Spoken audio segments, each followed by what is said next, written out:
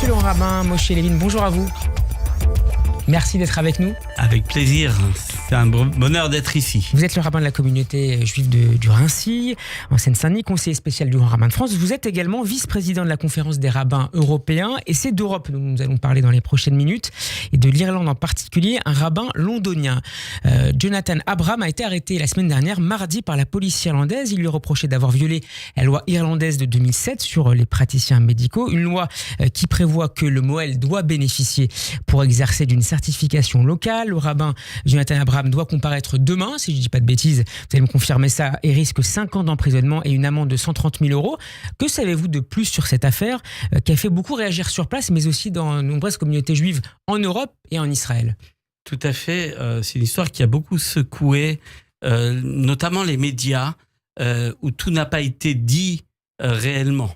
Parce que lorsque j'ai lu un communiqué, je crois que c'est le GIEC qui dit c'est le plus grand scandale antisémite depuis la Seconde Guerre mondiale. Qu'est-ce qu'a indiqué le rabbin et président de l'association juive européenne, Menachem Margolin? Oui, mais qui ne représente pas le judaïsme européen, puis c'est la conférence des rabbins européens avec les grands rabbins européens qui représentent le judaïsme européen.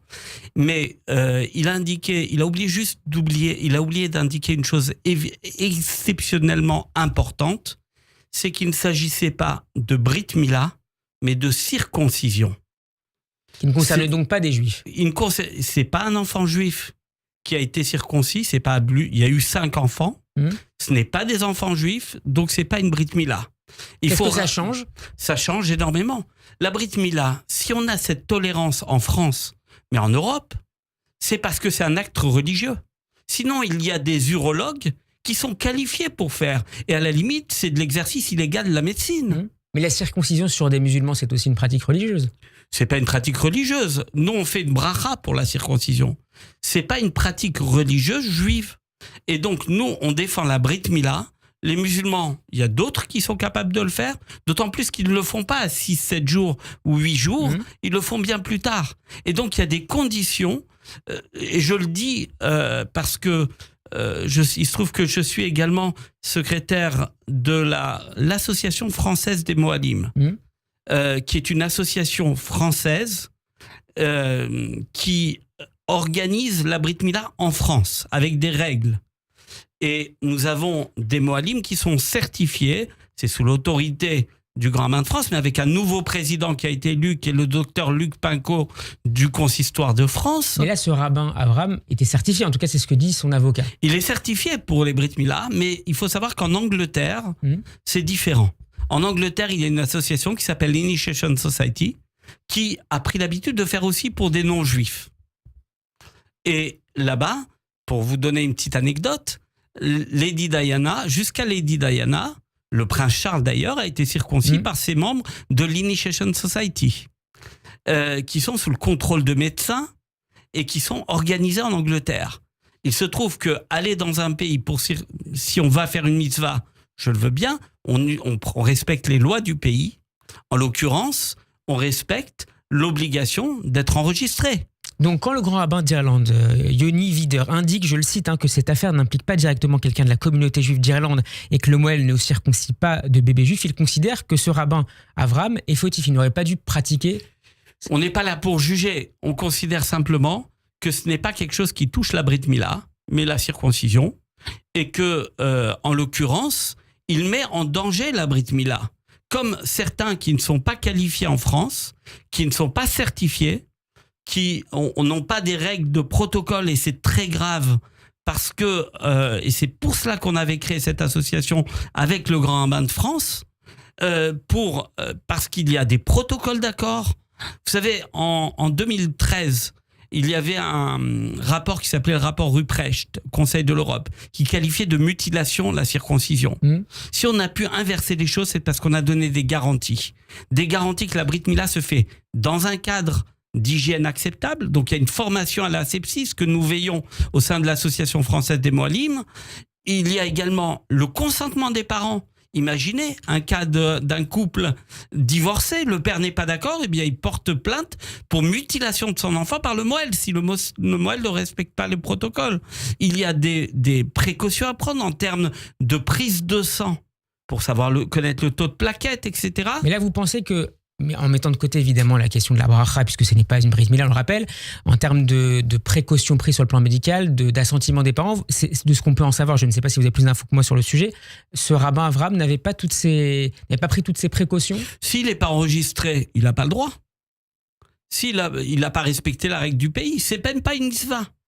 Donc il n'y a pas de mitzvah, c'est un business.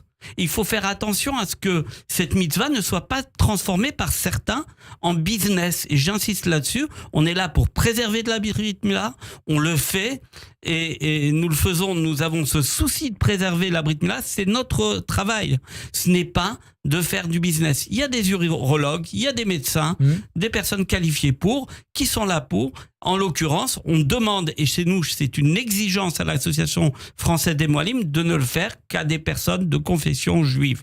Et c'est comme cela que nous pouvons argumenter. Il ne faut pas croire qu'en France, il n'y a pas de problème. Il peut y avoir des problèmes. C'est ceux qui mettent en danger la brit mila, qui ne respectent pas les protocoles, qui mettent en danger la brit mila et qui auront à rendre des comptes. Est-ce que vous craignez ou vous regrettez plutôt le retentissement médiatique de cette affaire irlandaise?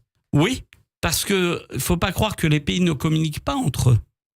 Et je l'ai bien vu au niveau, lorsqu'en 2018, j'avais dû avec le professeur Bernard Lobel, Zichrono Livracha, de mémoire bénie, aller défendre la circoncision qui devait être interdite avec un projet de loi à 64 députés sur 65 qui voulaient criminaliser la circoncision.